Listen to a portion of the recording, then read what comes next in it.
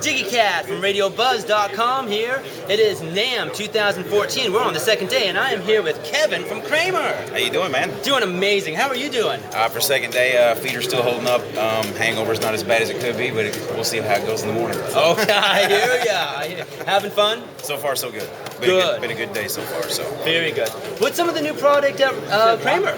We'll start off one that kind of matches your shirt. Oh. And your jacket. We brought the Assault Plus line out a couple of years ago, and so we're going to ramp it up and come out with some pretty bright stuff this year.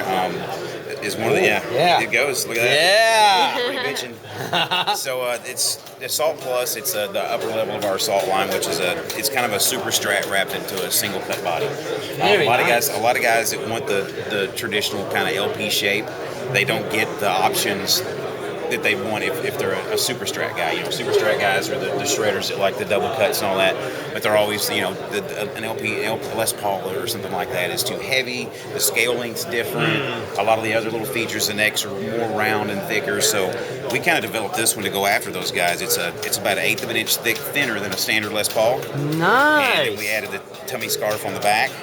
It's a 25/5 scale length instead of a 24 3/4. And 24 fret. So while it's kind of similar to our father brand Gibson, it's a lot different in every other way. As far as the playability, the weight, the action, the feel of it, it's completely different than a standard Les Paul. Okay. We wanted to give those guys that want the shredder guitar, the shredder super strats that want a Les Paul. Yeah. A Les Paul. in essence, Yes. So that's kind of what we did with this one. Real thin D-shaped neck, locking tuners, bone nut. Alternative 8 in the bridge and a 59 Classic in the neck. So it's series parallel coil taps on each one. So it's and this one I think hits the street at like $629. Okay. So a lot of guitar, and a lot of options at that price. So. Yeah, it's gorgeous. And it's one of my favorites so far. Nice. We're also doing one in fluorescent green, so it'll still go with your jacket. Awesome. Very nice. We're doing a throwback on one of the classic models, the Pacer. The Pacer was one of the first guitars that Kramer came out with a wooden neck in '83. So we based a lot of the specs on this one off of an original '83. Okay. The neck profile, the body shape's pretty much spot on to an original '83 Pacer.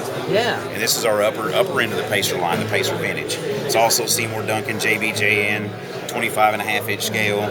It's the FRT 1000 Floyd Rose, then this also does the series parallels. That's awesome. We wanted to keep one thing true to the tradition of Kramer, which is always put a little bell and whistle, a little trick in here somewhere. That way, there's always some little more tone for, and it's hidden too. We didn't add a bunch of extra switches or extra, like a lot of guys. So we keep it hidden in the original layout. That way it looks the same. I like it. But and this is also in a tiger stripe in orange, which you probably saw sitting around over we call it the player's pin over there, where people can pick them up and play, and it definitely matches your shirt. It's the same color orange. I have a blanket that's tiger stripe too. We were thinking about you before you ever got here today.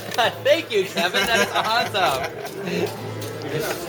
This one is a takeoff. If you've noticed, it's probably one of the shape is probably one of the most iconic guitars in history. You've seen, of course, Eddie Van Halen playing the striped one with the banana headstock. Yeah. And we did, maybe a little homage to him on that aspect, because you can't use the black and red stripes anymore. That's his trademark. So since it was that era and all that, we thought we'd put a cute little white stripe on here. You might know what that album is. I probably won't mention it or make any direct relation to it, but it looks fairly familiar. So it does look familiar. Yeah. We did a few little modifications on this one over the '84. This is the '84 because it's kind of based on the '84 non-tilt.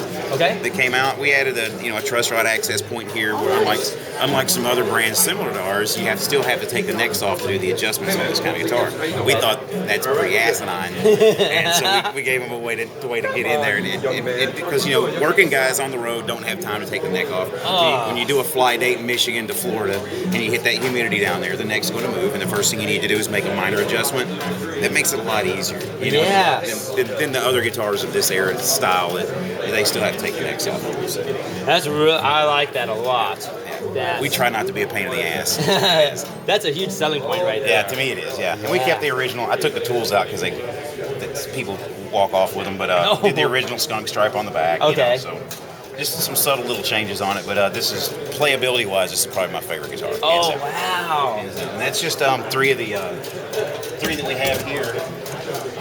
We're going to have probably a total of 42 models by the end of the year. Wow! expansion. We have 25 current ones. Okay. And then we'll scale some of those out, the colors and some of the options, and then bring in 42 brand spanking new models by the end of the year. Wow. So that's what we can expect in NAMM 2015? Yeah, a lot of it. And hopefully by Mesa too, and some summer events coming up. Okay. We've got a lot to talk about really soon. Nice. Well, we'll be back NAMM 2015 and check out those maybe 42. Yeah, we might. You got to see what color jacket you bring next year. I bet we'll have one to match it. Something tells me it's orange. Kevin, thank you so much. Thank you, man. Thank you.